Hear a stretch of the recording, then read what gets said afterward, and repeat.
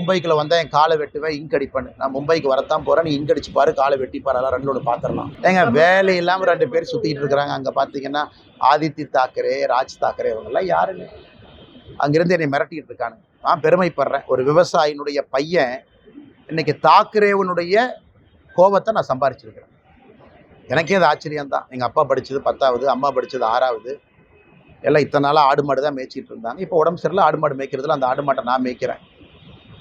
இன்னைக்கு தாக்கரே நேற்று கூட்டம் போட்டு ஆயிரக்கணக்கான நபர்களை போட்டு அந்த ராஜ் தாக்கரே, உத்தவ் தாக்கரே, ஆதித்ய தாக்கரே மேடை போட்டு என்னை அங்கிருந்து திட்டுறானுங்க. அந்த அளவுக்கு நான் வளர்ந்துட்டேன்னா, அந்த அளவுக்கு ஒரு விவசாயினுடைய பையன் இன்னைக்கு மும்பையில் அவனை கூட்டம் போட்டு திட்டுற அளவுக்கு நான் உயர்ந்துட்டேனான்னு தெரியல. அதனால் இவனுக்கு இந்த மிரட்டல் போட்டு இந்த சிவசேனா, இன்னைக்கு தாக்கரேவோட சிவசேனா அவங்களுடைய பத்திரிகை நம்ம முரசொலி மாதிரி சாம்லான்னு ஒன்று வச்சிருக்கானுங்க.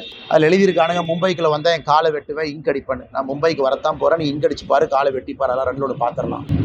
அதனால் இந்த மிரட்டல் உருட்டுருக்குலாம் நான் பயந்துருந்தா ஊரில் உட்காந்து என் கிராமத்துக்குள்ளே சொந்த ஊரில் தான் இருக்கணும்.